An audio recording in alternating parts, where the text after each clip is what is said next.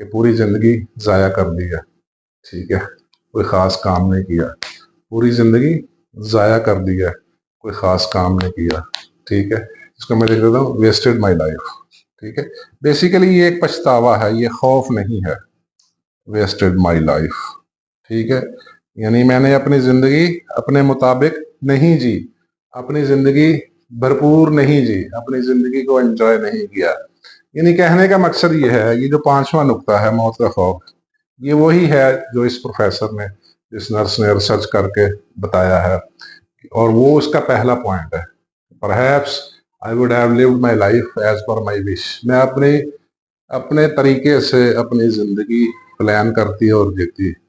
यानी कहने का मकसद ये है कि मैं कोई जिंदगी में बड़ा मकसद पालते, ठीक है, कोई जिंदगी में बड़ा मकसद हम पालते हैं, ठीक है।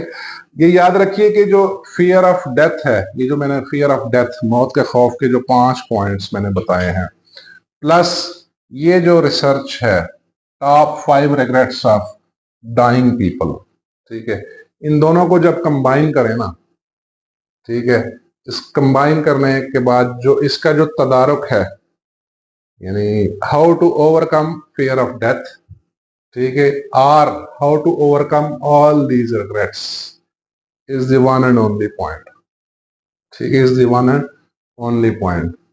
जिंदगी में कोई बड़ा मकसद तलाश करें, जिंदगी में कोई बड़ा मकसद ढूंढें, जिंदगी को किसी बड़े मकसद के साथ एसोसिएट करें, कोई बड़ा मिशन पालें जिसमें सर्विसेज हो, कोई सोशल लेवल का काम हो, कोई खैर का काम हो, कोई राह इंसानियत का काम हो, कोई रोशनी फैलाने वाले का काम हो, ताकि कल को आपको याद रखा जाए।